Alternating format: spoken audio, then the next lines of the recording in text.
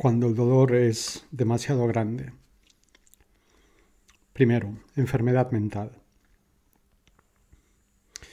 En relación con la enfermedad mental, los problemas surgen cuando se difumina o tiende a difuminarse, diluirse la línea que separa la fantasía y la realidad. Para muchas personas supervivientes resulta, dicen las autoras, de mucha utilidad, entre comillas, volverse loca.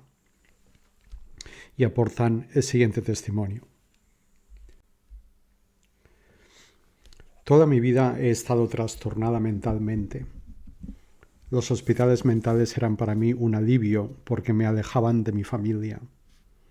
Eran algo así como una huida de casa. No tenía ni el más mínimo control de mi vida. Lo que no controlaba mi padre, lo controlaba mi madre. No era mi vida. Yo estaba en este cuerpo, pero solo era un títere. Todos los demás manejaban las cuerdas. Tenía que enfermarme para marcharme. Entonces me iba alejando y alejando cada vez más en mi mente para no tener nada que ver con la realidad. Segundo, automutilación. Para las personas supervivientes de la automutilación es en realidad una manera de controlar su experiencia, su vivencia del dolor. Lo que hay detrás de la automutilación es sustituir al agresor, es decir, pasar de ser dañadas por el agresor a ser dañadas o heridas por sí mismas. Las autoras mencionan el caso de una mujer, por ejemplo, que se azotaba con un cinturón, otra que sería la pierna con un cuchillo, y transcriben el siguiente testimonio. He deseado herirme, producirme dolor. La manera en que suelo pensar hacérmelo es cortándome con un cuchillo. Es la sensación de que el dolor interior es tan terrible que si me corto, desaparecerá. Muchísimas veces me imagino que atravieso el cristal de las ventanas con las muñecas y el ver cómo chorrea la sangre por el cristal hace desaparecer, en cierto modo, el dolor. Es como si fueras un globo hinchado al máximo y necesitaras deshincharlo un poquito.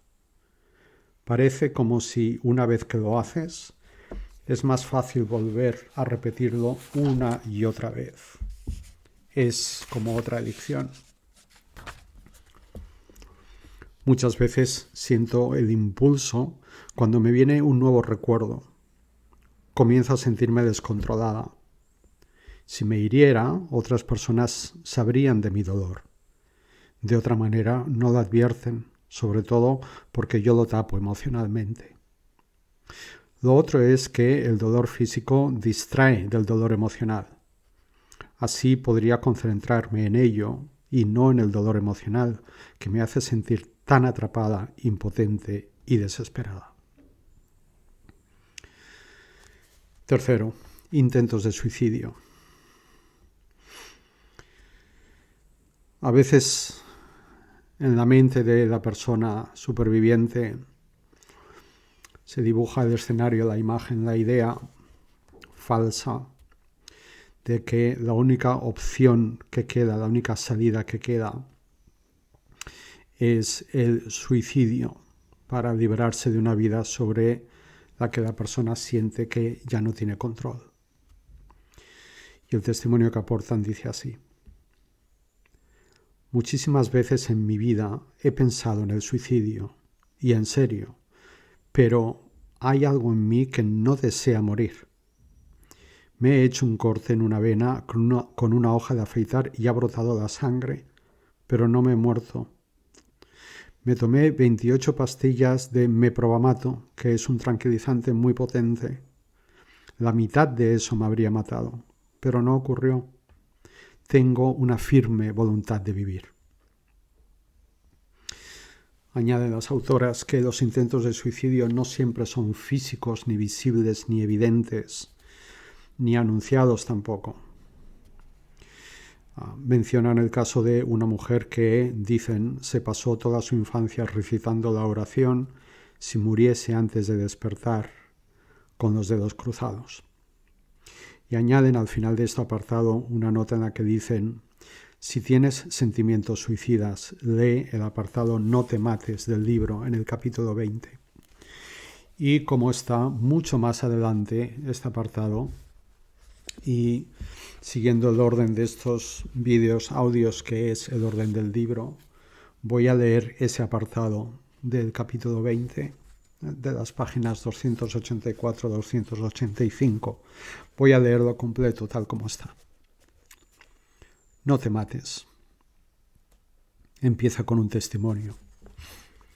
Durante el proceso de recordar, he sentido muchos deseos de suicidarme, hasta el punto de que he tenido que decirme: no irás a ciertos lugares porque no podrías resistir el impulso. Sentía como si hubieran sido destrozadas todas las cosas de mi vida que eran importantes y que me daban fuerzas. De modo que no había nada que me hiciera ilusión. Solo estos últimos meses he vuelto a comenzar a hacer planes, lo que significa que he decidido que quiero vivir. Hasta aquí el testimonio. A veces te sientes tan mal que deseas morir. El dolor es tan grande, los sentimientos de odio hacia ti mismo tan fuertes y el miedo tan intenso que realmente no deseas vivir. Esos son sentimientos auténticos y es importante que no los niegues. También es importante que no obres según ellos. Está bien que te sientas aniquilada, pero sencillamente no está bien que te hagas daño a ti misma. Son muchas las personas que han sentido deseos de matarse en algún momento de su sanación y han sanado. Su ejemplo te proporcionará la seguridad de que vale la pena seguir viviendo. Hemos perdido a demasiadas mujeres y hombres ya. Son demasiadas las víctimas, tanto adultas como niñas, que no han tenido apoyo y, por desesperación, se han suicidado. No podemos permitirnos perder a más. No podemos permitirnos perderte a ti. Mereces vivir. Te han enseñado a dirigir la rabia hacia ti misma. Cuando te sientas tan mal que desees morir, piensa en la existencia de una rabia interior que necesita ser redirigida hacia la persona o las personas que te hirieron tan profundamente cuando eras niña. Cuando conectes con esa rabia, el odio por ti misma se disipará. Desearás conservar y proteger tu vida, no destruirla. Todo eso lleva tiempo. Mientras tanto, no te mates, busca ayuda. Si la primera ayuda no te sirve, busca otra, no renuncies. Cuando uno se siente tan mal que desea morir, es difícil imaginar que alguna vez podría sentirse de otra manera. Pero tú puedes. Y te sentirás de otra manera. Una superviviente escribió en su diario lo siguiente: odio la vida, me odio a mí misma, odio todo lo que me hago. Quiero meterme en la oscura tierra y cubrirme con ella, enterrarme.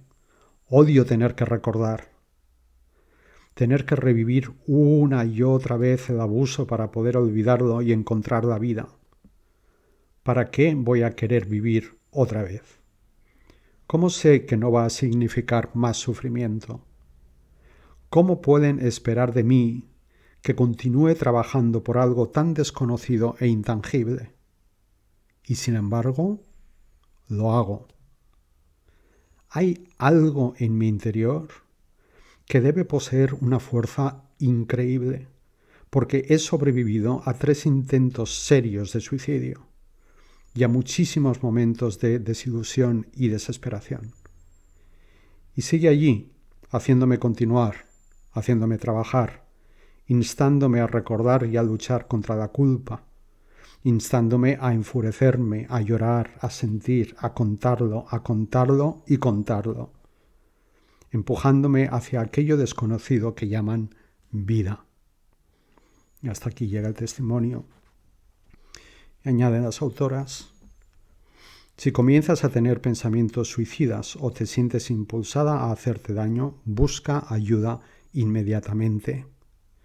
Ponte de acuerdo con un terapeuta o una amiga o un amigo a los que puedas llamar si te parece que no vas a poder controlar tus actos. O llama al teléfono de la esperanza o el equivalente que haya en tu país. Los sentimientos pasarán. Puedes llegar a pensar que esos sentimientos te van a consumir, se van a hacer insoportables, pero puedes aprender a esperar que pasen. Es como un parto difícil. La mujer cree que ya no va a poder soportar otra contracción, pero la soporta y después pasa. Cada vez que eres capaz de soportar el dolor de tus sentimientos sin hacerte daño, cada vez que eres capaz de mantenerte a salvo, pedir ayuda, ampararte a ti misma en medio de la angustia, has fortalecido un poco más el espíritu guerrero. Has superado el lavado de cerebro que te hicieron los que abusaron de ti y has ganado la batalla. No has permitido que te destruyan. Aquí termina el apartado No te mates. Voy a permitirme añadir unos breves comentarios sobre el tema del suicidio. Como alguien que ha pasado por ahí también y que puede dar testimonio de viva voz aquí y ahora mismo. Yo tuve pensamientos suicidas sobre todo en dos épocas de mi vida. La primera, la adolescencia. Y durante esos años, en dos ocasiones, y empecé a actuar hacia el intento, pero no llegué a completar el intento. Recuerdo, y todavía lo recuerdo perfectamente, que había una voz dentro de mí que me decía: es muy pronto, todavía no. La segunda época fue cuando empecé a procesar el abuso, y de esto hace 16, 17 años, yo tenía 45, 46. Fue al principio del proceso, muy al principio del proceso. Estaba en unas circunstancias especialmente difíciles. Estaba en otro país al que consideraba y considero mi segundo país, pero no era mi país de origen, mi lugar de origen, lo que quedaba de mi familia de origen. Estaba muy lejos y la comunicación no era muy clara, bastante turbia. Acababa de separarme y acababa de dejar el trabajo que tenía y de mudarme de ciudad. Todo pasó a la vez.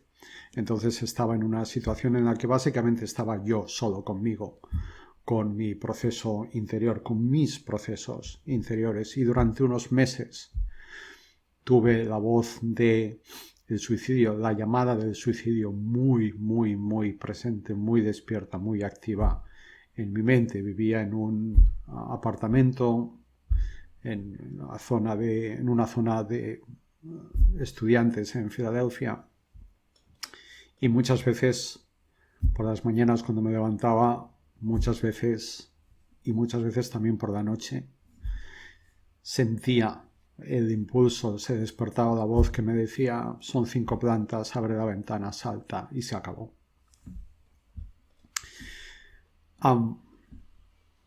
Esto lo he explicado en otros sitios, en otros vídeos. Trabajar con este libro, El coraje de sanar, y con mi diario fue básicamente lo que me salvó, pero no solo por el libro o por el diario, que evidentemente fueron clave, sino por lo que había detrás del hecho de que cada mañana saliera del apartamento, me fuera a alguna de las cafeterías que había cerca, con el libro y mi diario y me pusiera allí a leer y escribir durante minutos o durante horas, dependía del día. Lo que había detrás de eso, yo no lo veía entonces, lo veo ahora. Era el amor hacia mí mismo. Me estaba ocupando de mí. Era un infierno interior, era un auténtico infierno. Y era muy difícil de sobrellevar muchas veces. Pero había esa fuerza que yo no sabía de dónde salía, que me llevaba a hacer esa inversión de tiempo, de energía, a dar ese paso de decir, me pongo con el libro, me pongo con el diario, lo que pueda, y después sigo con mi día haciendo lo que sea que pueda, quiera o intente hacer. Había algo ahí dentro que me empujaba a hacer eso. Y claro, daba igual que leyera una línea o 30 páginas, o que escribiera media línea o nada, o que escribiera 12 páginas en mi diario. Lo importante era que me estaba ocupando de mí, me estaba cuidando, me estaba queriendo. Y me estaba queriendo además de una forma en que no lo había hecho nunca antes. Repito, entonces yo esto no lo veía, pero ahora es muy claro para mí. Ahora es muy claro para mí. Y por eso también lo quiero compartir, porque sé bastante bien que cuando uno está metido ahí, uno solo ve lo poco que puede ver. Y lo poco que puede ver muchas veces es un túnel al final del cual hay una puerta que tiene un letrero que dice suicidio, final, descanso, alivio, definitivo. Pero la fuerza de la vida, la fuerza del amor hacia uno mismo, la fuerza que el alma te da para seguir adelante, es mucho más grande que eso. Es mucho más grande que eso. Y está. Y uno la puede oír. Uno la puede oír. Si escucha, la puede oír porque está. Y se puede manifestar de cualquier forma. A veces muy obvia, a veces muy sutil, muy tenue. Pero está. Siempre está. Esa puerta con el letrero de suicidio parece guardar la promesa o parece tener el poder de cumplir la promesa de que el dolor termine.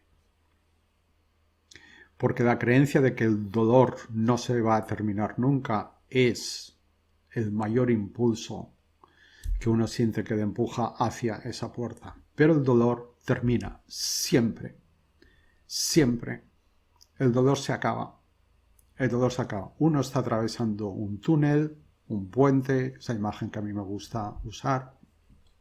Y esa travesía puede ser muy dura y muy difícil. Pero termina, siempre termina, siempre termina.